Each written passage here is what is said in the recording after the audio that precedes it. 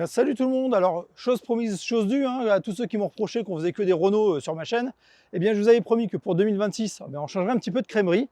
Eh bien, on va continuer après la BMW de la dernière fois avec ce modèle-là. C'est une Triumph Dolomite Sprint. Alors, vous allez me dire, ce matin, quand je suis arrivé au garage, eh ben, je ne savais même pas que ça existait ce modèle. Pour moi, quand je suis arrivé là, je me suis dit, bah, c'est une petite familiale anglaise, pépère, tout ce qu'il y a de plus simple. Et puis finalement, avec sa petite couleur rouge, ses liserés, ses jantes et le petit sprint à l'arrière, bah, j'ai vite compris que c'était pas une simple familiale, hein, puisque cette voiture, en fait, elle est équipée d'un moteur 2 litres 16 soupapes de 127 chevaux qui a gagné 3 fois le championnat de France de voitures de production dans les années 70. Alors bien sûr, hein, quand on la voit comme ça de prime abord, bah, on se dit c'est juste une petite anglaise. Une caisse carrée, classique, 4 portes, 4 places à l'intérieur. Et bah, c'est vrai qu'au départ, cette voiture-là, bah, c'est tout à fait son ADN. C'est une petite familiale anglaise. Avec au départ, on avait juste des moteurs en 1300 ou 1500 cm3. Puis après, ils ont sorti une version un petit peu plus étoffée, avec un moteur 1850 de 90 chevaux. Et puis, ils se sont dit que bah, ce serait peut-être bien quand même d'aller essayer de concurrencer BMW ou Alfa Romeo sur le terrain des 2 litres sportives. Et ils se sont dit, eh ben, tout simplement, on va prendre le 1850, on va le réaliser, on va le passer en 2 litres, on va lui mettre une culasse 16 soupapes, et puis bah, on va en faire une sportive pour aller se taper avec la concurrence étrangère. Et donc, eh ben, est sortie cette version Dolomite Sprint. Alors ici, dans une couleur rouge pimento, comme c'est marqué sur la carte grise. Et elle est reconnaissable, bien sûr, bah, aussi à son toit en vinyle complet. On avait ici les arches arrière qui étaient recouvertes de vinyle. Alors ici, elles sont absentes, je pense que depuis 50 ans, hein, puisque cette voiture-là, elle a été achetée en 1975. Elle est immatriculée, première immatriculation en 1975, février 75. Donc elle avait aussi normalement les arches ici qui étaient en vinyle et surtout le petit béquet à l'avant et les jantes spécifiques qu'on verra un petit peu plus tard, un peu plus en détail. Alors il faut savoir en plus que cette voiture elle a une particularité, hein.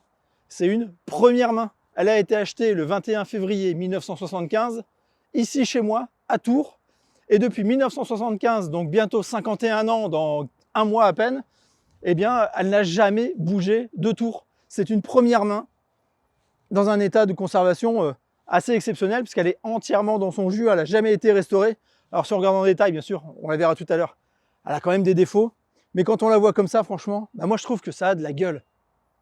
Alors maintenant que je vous ai fait l'historique rapide de la voiture, ce que je vous propose, c'est d'aller voir un petit peu plus en détail ce qui se passe sous le capot. On va faire le tour de la voiture à l'intérieur, et puis bah, comme d'habitude, hein, on ira voir un petit peu sur la route, vous allez voir, vous n'allez pas être déçus, parce que ça demande qu'à envoyer un petit peu du steak. Alors comme je vous l'ai dit, cette voiture qui a tout d'une familiale comme ça a priori, et bien quand on la regarde un peu plus en détail, on voit qu'elle manque pas d'allure et qu'elle a quand même pas mal de détails un peu sportifs. Alors je vous ai parlé de son toit en vinyle, et aussi une caractéristique qu'elle a, eh bien c'est cette ligne noire qui l'allonge de l'avant vers l'arrière. On a ici des jantes qui sont spécifiques à ce modèle, donc qui ont été uniquement posées sur cette voiture. Si vous la voyez sur d'autres voitures, et bien que c'est une monte de deuxième main. On a le rétroviseur ici qui est monté sur l'aile avant gauche. À l'avant, on a cette grille noire avec ses 4 optiques et surtout ce petit béquet en dessous pour lui donner une allure un petit peu plus agressive, plus sportive. Vous pouvez remarquer aussi qu'elle a sa plaque d'origine, c'est son immatriculation d'origine. Et en plus, cette grille, moi, elle me fait un peu penser aux premières Skyline de première génération des années 60. Alors vous me direz ce que vous en pensez avec son petit capot plongeant. Moi, je trouve que ça lui donne un petit air un peu sportif quand même. Et à l'arrière, on a cette face assez plate qui fait un peu penser à la Spitfire, avec bien sûr le logo Sprint, Dolomite Sprint, son petit drapeau anglais. Et enfin, un échappement. Une sortie inox un peu sport, avec une belle sonorité. Et pour nous rappeler qu'elle a été championne de France de sport de production, donc voilà, le petit autocollant de 1979, championnat qu'elle a gagné 3 fois de suite, devant BMW, Alfa Romeo, etc. Bon, tant qu'on est à l'arrière, on va regarder ce qui se passe là-dessous. Parce qu'on a quand même un coffre très profond, même s'il est assez plat. Hein, on peut y loger pas mal de valises. Mais bon, il ne faudra pas qu'elle soit non plus trop chargée. Voiture, comme je vous le dis, qui est entièrement dans son jus. puis on va aller voir ce qui se passe sous le capot à l'avant. Parce que ça, je sais que c'est ce qui vous intéresse toujours. Comme c'est une anglaise, eh bien la tirette pour ouvrir le capot se trouve côté conducteur, mais de l'autre côté de la manche.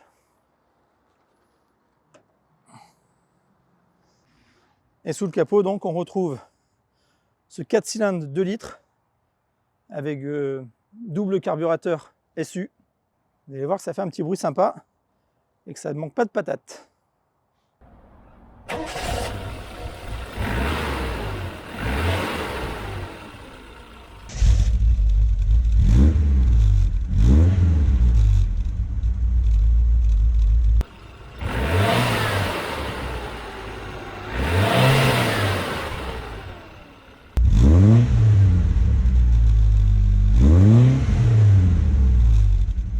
Bon, maintenant qu'on a fait un petit peu le tour, forcément on va aller voir ce qui se passe à l'intérieur. Alors je vous invite à me suivre.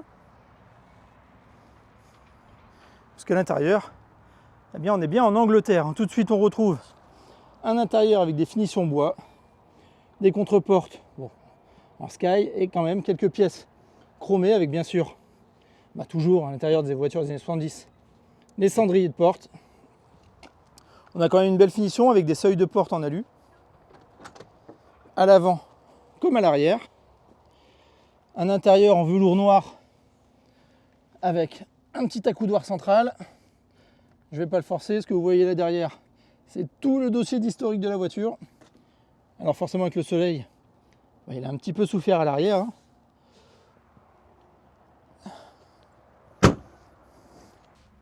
Donc à l'intérieur on retrouve bien sûr un volant sport 3 branches avec le sigle triomphe au milieu. Le tableau de bord en bois également, avec des jolis compteurs chromés. Donc contour gradué jusqu'à 7000 tours. Compteur de vitesse jusqu'à 230 km/h. Alors il faut savoir qu'elle atteignait péniblement les 190 km/h. Bien que sur le barré rouge, la carte barré rouge, il est écrit tout en bas en petit que théoriquement, si on se réfère simplement au moteur et à la démultiplication de la boîte de vitesse, eh bien elle pourrait atteindre 245 km/h. Ça, ce serait purement théorique sur un banc. Ensuite, au milieu, ce petit compteur divisé en camembert, c'est tout simplement les différents voyants moteurs. Et ensuite, on a des indicateurs de température, de voltage de batterie, même si on n'a pas, ce qui lui a été reproché un peu pour une voiture sportive, d'indicateur de pression d'huile. Au milieu, tout simplement les commandes de chauffage à l'ancienne, avec des bonnes vieilles barrettes. Là, pas besoin d'aller chercher dans votre tablette au milieu les différents menus pour régler votre ventilation. On a du chaud, du froid, simplement en haut, en bas, et on met ici plus ou moins de ventilation. Ventilation qu'on retrouve ici d'ailleurs, avec bien sûr un allume-cigare, et ici la tirette de starter, qui est restée côté conducteur anglais, donc, puisqu'elle est complètement à droite. Une horloge. Donc là, on est bien dans une ambiance tout à fait anglaise, du bois, du pseudo-cuir, du velours, c'est chaleureux. Que demande le peuple? Pour une sportive, on est quand même bien traité. Et bien sûr, petite dernière chose, donc on avait une boîte 4 vitesses avec surmultiplication possible sur la 3e et sur la 4e vitesse. Un overdrive sur la 3e, donc ça fait une 3,5, une 4 et une 5e surmultipliée. Bon, je vois pas bien l'intérêt d'avoir un overdrive sur la 3e, mais bon, pourquoi pas. Alors il faut savoir que cette voiture, elle est entièrement dans son jus. Donc forcément, elle a subi les affres de son temps, mais les sièges sont encore très moelleux, ils ne sont pas tassés. Ça reste une voiture super confortable. Bon, maintenant qu'on a fait le tour du propriétaire, ce que je vous propose, c'est d'aller l'essayer, parce que moi, cette voiture-là, je l'ai encore jamais conduite. Je vous le répète, je l'ai découverte tout à l'heure en arrivant au garage. Je ne savais même pas que ça existait, je ne savais même pas que c'était une sportive, et je ne l'ai jamais conduite. Alors je vous emmène faire un tour avec moi, vous allez voir, vous allez la découvrir en même temps que moi. Allez, c'est parti. Bon, déjà ça démarre tout seul, pas besoin de starter. Bon, faut dire qu'elle est un petit peu chaude déjà. Donc on va aller voir tout de suite ce que ça vaut.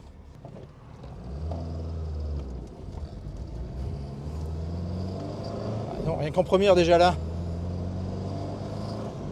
C'est un petit peu nerveux. On sent que le moteur, il a envie d'en découdre un petit peu. Alors, premier rond-point, on va voir comment ça se comporte un peu là-dedans. Parce que là, on est en propulsion. Bon, ça penche quand même pas mal. Les sièges, même si ça se veut un peu sportif, c'est quand même pas du super maintien. En plus, ils ont leur âge, 50 ans. Ils sont un peu tassés. Et par contre, en seconde, là, c'est rageur. Hein. Ça marche bien. Mais ça marche bien. Quatrième, 3000 tours. On va passer l'overdrive pour voir. On vient de perdre quasiment 800 tours au compteur. On est à 110 sur la 4 voies. Et elle, par contre, elle marche très bien. 3000 tours à 110, même si je mets le pied dedans, et ben on sent qu'elle en veut encore un petit peu. On va enlever l'overdrive pour voir. Et alors là, ça lui change d'allure.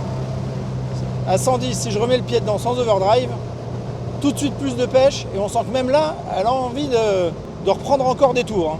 Donc l'esprit sportif, même si elle a une gueule de familiale comme ça, et ben il y est l'esprit sportif. Bon, par contre, l'esprit sportif des freins, lui, il n'y est pas.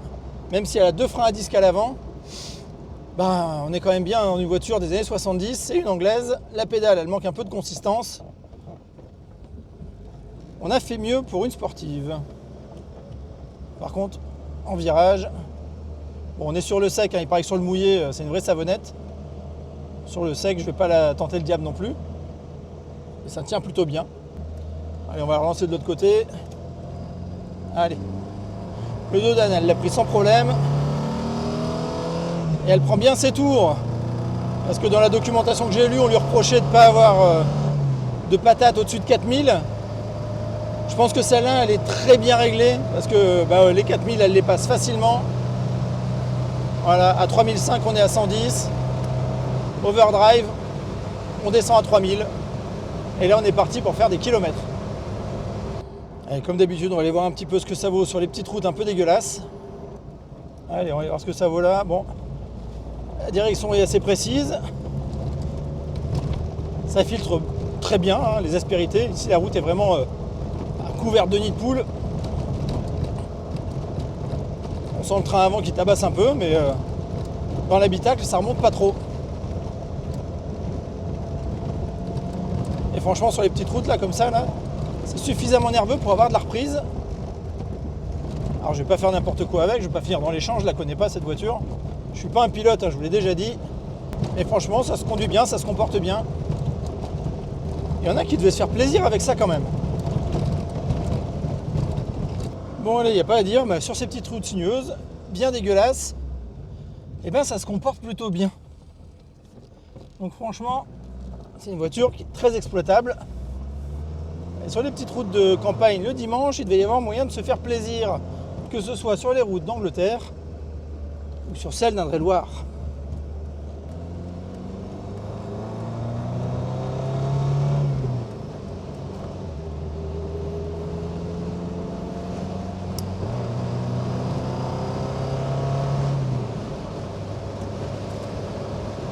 Là, vous voyez, 90, 3000 tours, 4ème, passe l'overdrive, on descend à 2005, parce que le 2 litres en double carbu, ça devait tuter un petit peu. Hein.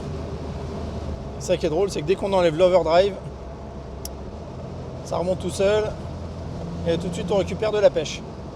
C'est-à-dire que même là à 70, en 4ème à 2500 tours, quand on réaccélère, on a pas un gros coup de pied au cul, mais ça relance pas mal. Alors, il faut savoir pour ceux que ça intéresserait que cette voiture, dont on a tout l'historique, je peux voir ça après, qui est entièrement dans son jus. Vous avez vu le moteur, il tourne impeccablement. Et bien cette voiture, elle est à vendre. Alors c'est pas une collaboration commerciale, moi j'ai rien à y gagner. Elle était juste au garage de passage pour faire un entretien, etc. Pour la remettre un petit peu à niveau, justement pour la vente. Donc si ce genre de véhicule vous intéresse, c'est tout à fait le genre de véhicule qui permet de rouler un petit peu décalé. Hein. Parce que cette voiture-là, c'est sûr que vous ne la verrez pas à tous les coins de rue. Un 2 litres 16 soupapes, 130 chevaux de 1975, avec la patate que ça a, la gueule que ça a. Alors ça, c'est une anglaise, hein. Souvent les anglaises, elles ont une réputation un petit peu malheureuse, mais franchement, regardez-moi ça.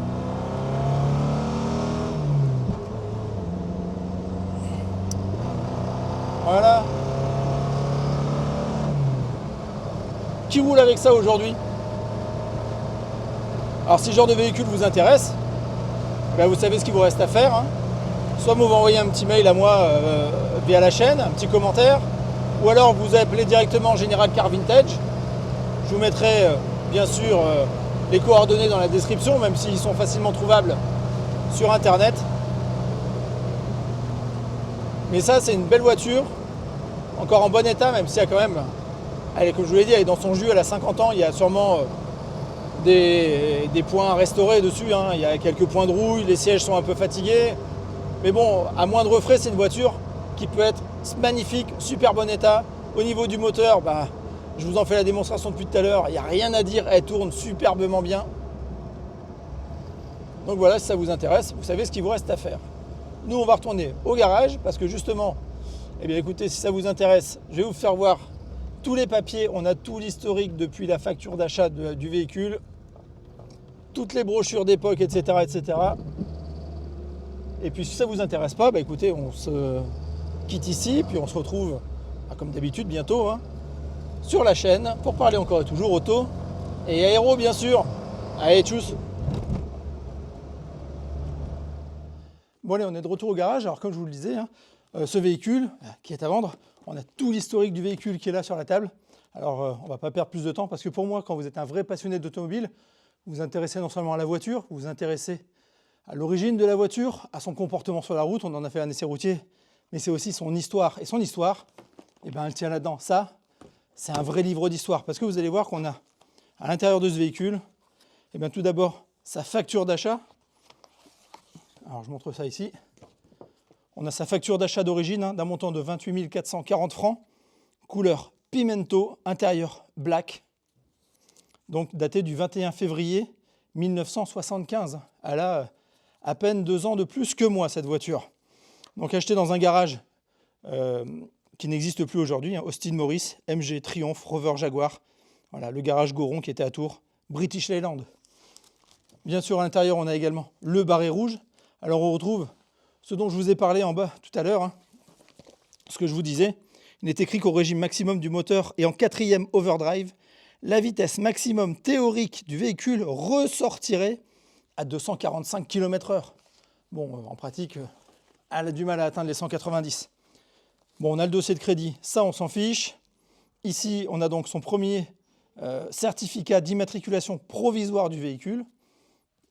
Comme je vous le disais, on a tous les papiers. Et ensuite, eh bien, on a tout l'historique de toutes les factures d'entretien du véhicule jusqu'en 2020. On a tout ce qu'il faut. On a également son passeport de service d'entretien avec tous les tampons qui vont bien d'entretien du véhicule. Donc jusqu'en 1900, le dernier date de 1980, 25 juillet 1980 pour le dernier tampon de... Ah non, je dis des bêtises, il y avait encore une page ici. On est en juillet 82, pardon. Donc ça, c'est toutes les tampons du garage pour l'entretien. Le garage a fermé, je ne sais pas en quelle année. Mais en tout cas, on a son carnet d'entretien complet.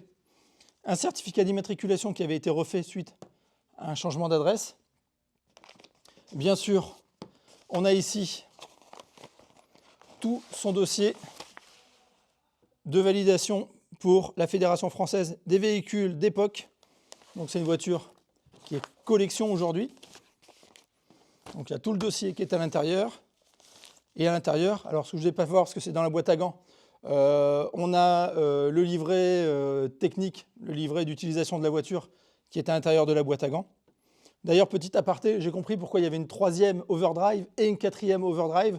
Je pense que c'est tout simplement si on a envie de conduire à la cool, ben on passait la 3e overdrive et en passant la 4e, on était déjà en overdrive, donc ça permet d'avoir une conduite, je pense, un peu plus économique, un peu plus coolée, moins nerveuse, parce que vous l'avez vu, hein, la boîte, la voiture et tout ça, elle a du répondant, même en 4e, ça secoue un petit peu. Donc quand on était tranquille, en famille, à l'arrière, qu'on ne voulait pas secouer la famille, on se mettait en overdrive dès la 3e, et puis on n'en parlait plus, on pouvait rouler à la cool en faisant les économies de carburant. Bref, je reviens à nos papiers.